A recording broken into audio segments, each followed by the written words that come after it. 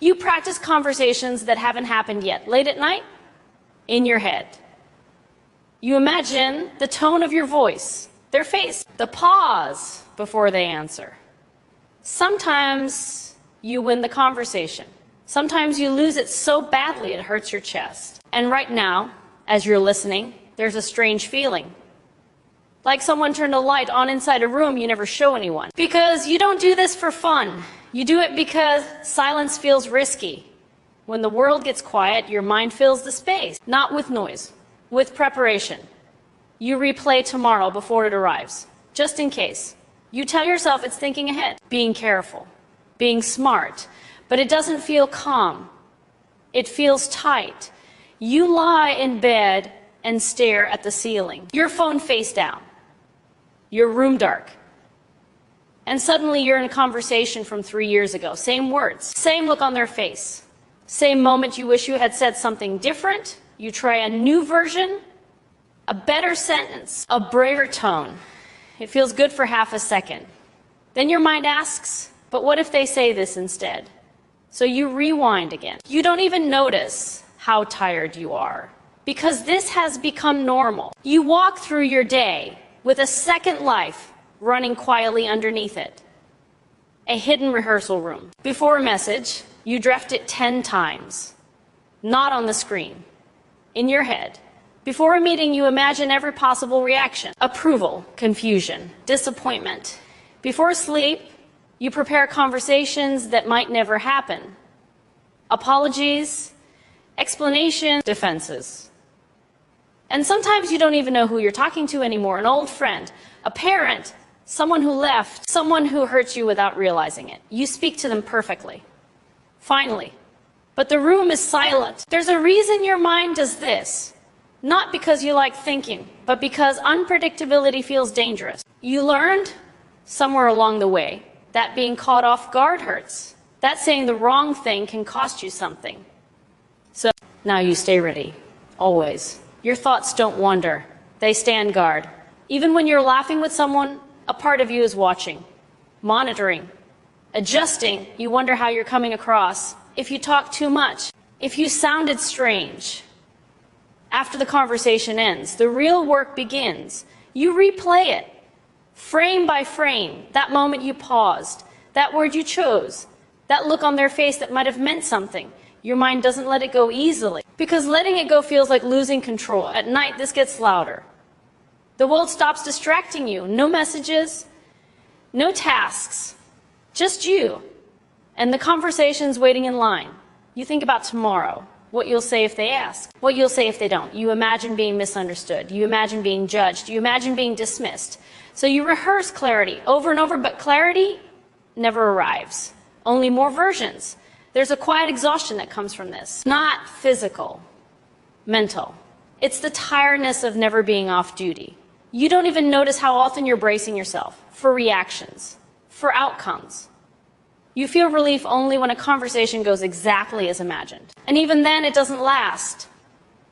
Because the next one is already loading. Sometimes you wonder what it would feel like to just speak, without preparation, without defense. But the thought makes your chest tighten. Because what if you mess up? What if you say too much? What if you say too little? Your mind treats words like they're permanent. Like once they leave your mouth, they can't be forgiven. So you polish them in private until they shine, or until you're too tired to use them at all. There are conversations you never have, not because you don't care, but because rehearsing them is safer than living them. In your head, you can pause, you can rewind, you can choose the perfect response. Real life doesn't allow that. And that's terrifying, so you stay in the rehearsal. Sometimes you catch yourself whispering responses out loud, just for a second. Then you stop, embarrassed. But this is where you feel prepared. There's a part of you that believes if you think enough, nothing bad will happen. If you plan enough, you won't be hurt. But your body doesn't feel protected. It feels tense. Your shoulders stay tight. Your jaw clenches without you noticing. You wake up tired even after sleeping because your mind never slept. It stayed awake making sure you were ready. And there's something deeply lonely about that. Because no one sees how much work you're doing just to exist. They see the calm exterior, the thoughtful replies, the careful words. They don't see the hours you spent preparing to be that way. You wish someone would tell you it's okay to stop thinking, but stopping feels unsafe, so you keep going. And tonight, as you listen, maybe you feel a strange mix of exposure and relief, like someone finally noticed the pattern, not to fix it, just to see it.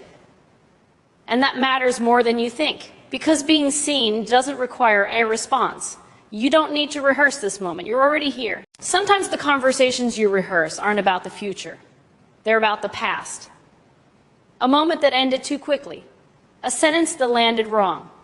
A silence that still echoes. Your mind goes back there without asking. You sit quietly, and suddenly you're standing in that memory again. Same room. Same lighting. Same feeling in your chest. You give yourself another chance. This time, you say what you meant. This time, they understand. This time, you're not small or confused or frozen. It feels like relief. Brief. Then, it fades. Because the past doesn't change, no matter how perfect the replay becomes. But your mind keeps trying anyway. There's a reason. Unfinished conversations feel heavier than finished ones. They sit open inside you, like tabs you never closed. And at night, when everything slows down, they start making noise. You think about what you should have defended, what you should have asked, what you should have walked away from. You imagine the version of yourself who handled it better. You compare. And that comparison hurts in a quiet way. You don't hate yourself.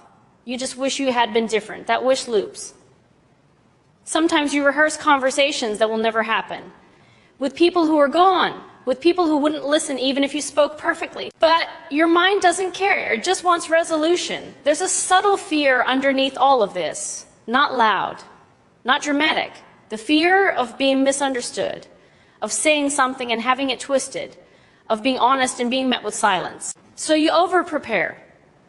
You imagine every angle, every tone, every possible misinterpretation. You try to control the uncontrollable. And when you can't, your body pays the price. That tight feeling before conversations, the relief when they end. The crash afterward when you replay everything again. It's a cycle that doesn't announce itself. It just becomes your inner climate, always slightly tense. You might even think this is just how your mind works, that everyone does this.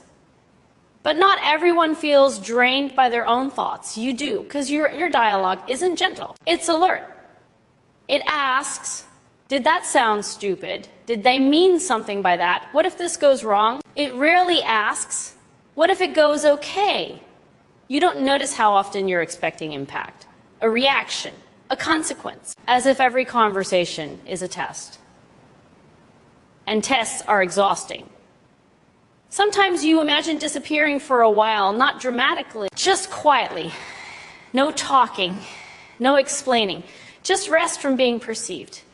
Because being perceived feels like pressure, even with people you love. Especially with people you love. You care so much about getting it right. You don't want to hurt. You don't want to be hurt. So you rehearse safety over and over. There's something tender in that, even if it doesn't feel that way. It means you care deeply about connection, about meaning, about being understood. But caring without rest turns into exhaustion. You start avoiding conversations altogether, not because you don't want them, but because you can't afford the mental aftermath.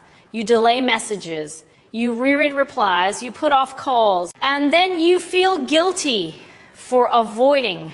So the loop tightens. At night, when everything is quiet, the loop loosens just enough to be felt.